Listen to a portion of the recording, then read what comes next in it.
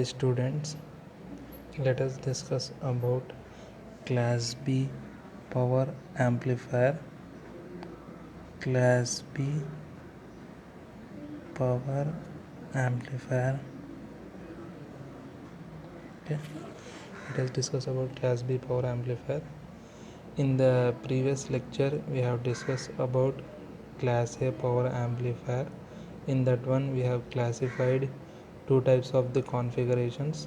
One is Class A power amplifier in series fed connection, and second one is transformer coupled Class A power amplifier. And also we have made what is the difference between series fed and transformer coupled Class A power amplifier.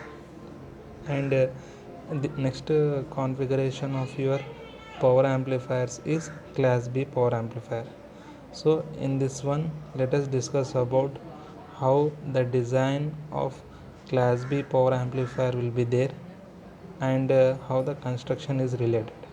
So the same circuit diagram which you have drawn in the series fed Class A power amplifier, the same circuit diagram is applicable for Class B power amplifier. So first point is, draw the same circuit diagram of series fed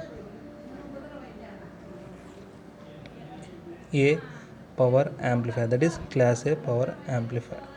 Okay, after drawing the series fed Class A power amplifier, next thing is you have to know the operation of your Class B power amplifier. Okay, Class B power amplifier. So what is the operation of your Class B power amplifier? Means we have to recall some of the basic points related for the transistor. In a transistor, we are having three types of the region. Yes or no? One is active region, second one is saturation region, and third one is cutoff region. So in Class A power amplifier will works for active region, and Class B power amplifier will works for saturation region. In saturation region, what happened? The collector current, that is the output current, is equal to 0. The output current is equal to 0 means whenever you are designing any type of the Class B power amplifier, the output current is equal to 0. Okay, and next point is, whenever the output current is equal to 0, how to do the analysis part of your Class B power amplifier, that is very important.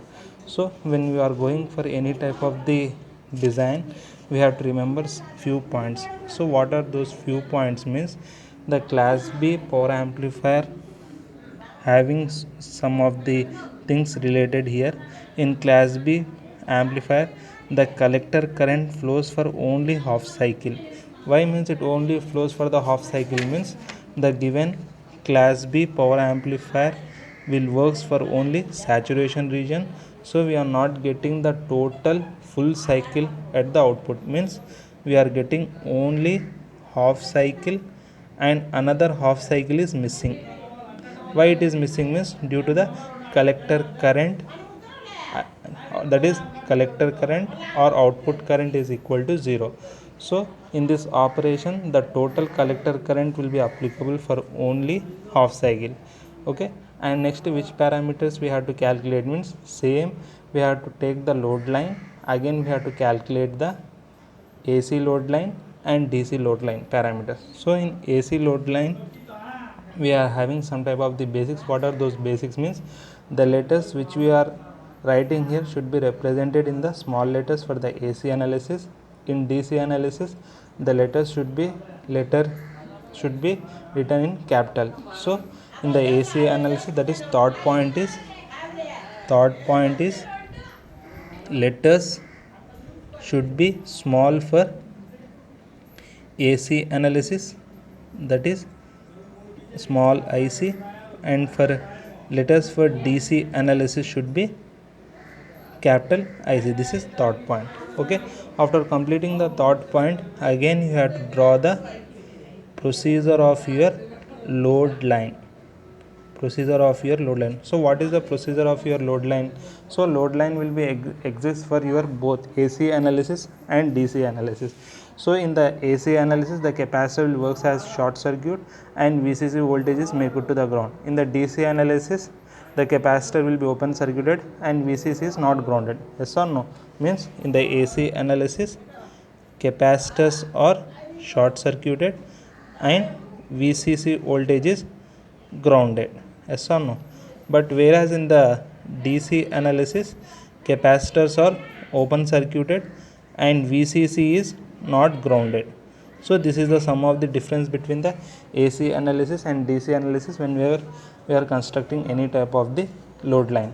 So but in class B power amplifier, which type of the parameters we have to calculate? Means we have to calculate the output current for the AC analysis as well as for the DC analysis.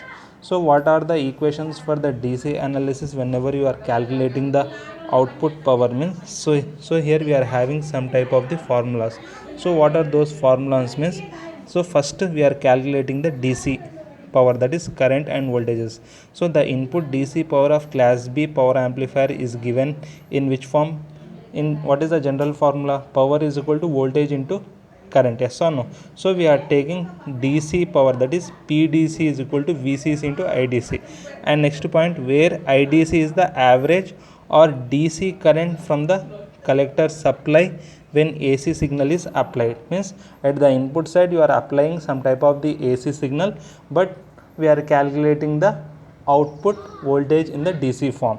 And next thing is when AC signal is applied, then what happened? The IDC current is equal to 0.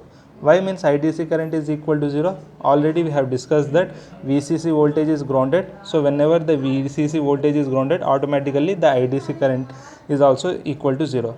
But when we are applying the AC signal, what is the general formula in mathematical view of your IDC is equal to? IDC is equal to 1 by 2 pi 0 to 2 pi IC into dt.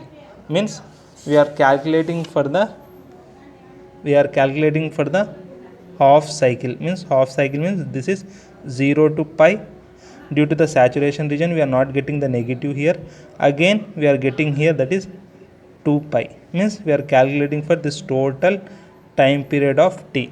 So the equation is represented in the mathematical view, that is IDC is equal to 1 by 2 pi into 0 to 2 pi IC into dt. Then we are simplifying the equation. At last what equation we are getting? Means IDC is equal to Imax by pi. Imax means IC current, means maximum which current you are applying will get. So again we are substituting this equation in the power. So power is equal to VCC. In the place of IDC we are substituting Imax by pi. So this is the calculation of your IDC. Okay, after completing this procedure, again we have to calculate the efficiency of your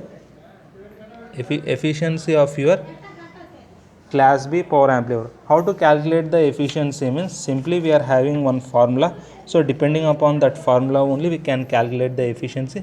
The efficiency eta is given in the percentage formula, that is power AC by power DC. Means how much power you are calculating for the AC, it can be replaced in the form of DC. Means you have to calculate the power AC and again you have to calculate the power DC.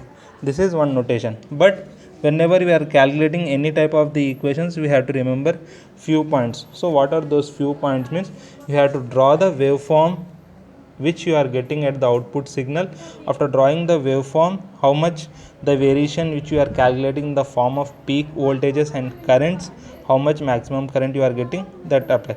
So because already we have calculated PDC, that is direct current is given in which form? VCC into IMRS by pi. Yes or no? Again now we are calculating for the AC analysis, we are getting what is the formula? P out, that is PAC is equal to 1 by 2 into VRMS into IRMS. So what is VRMS?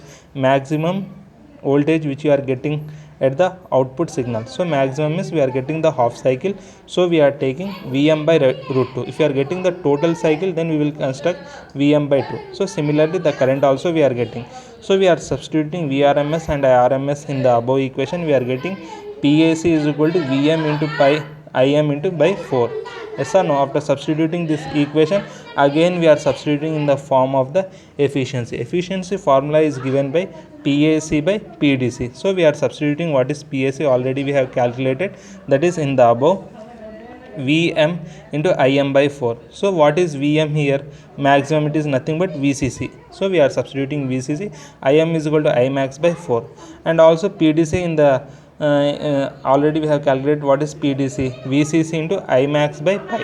So whenever you will calculate what is the total efficiency, we are getting 78.5% we are getting. This is the theoretical view which we are calculating for the efficiency. But whenever you are calculating in the practical view, some of the variations will be occurs between 75% to 80%. Means it will be the variation will be less than 5% or greater than 5%.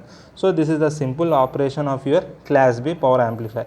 But in this class B power amplifier, we are having one type of the drawback. What is the drawback? Means whenever we are applying any type of the input signal at the input side, we are not getting the total input signal at the output side. Means we are getting only half cycle, that is positive peak, and the negative peak is not getting. Means this is the one type of the drawback present in a class B power amplifier. To overcome this drawback only, we are going for the push pull connection of your class B power amplifier or class AB power amplifier. Okay, and next what are the few advantages and disadvantages of class B power amplifier? Means we are having so many disadvantages. One is the simple design, the efficiency is good. And what are the disadvantages? Means first thing is we are not getting any type of the full cycle here, and again some type of the harmonic distortion will be occurs. So what is the meaning of harmonic distortion? Means already we have discussed, that is what input signal you are applying at the input side will not be reflected at the output side, that is known as the harmonic distortion. So that are the some of the disadvantages. To overcome these disadvantages only, we are going for the push pull class B power amplifier. Okay, thank you.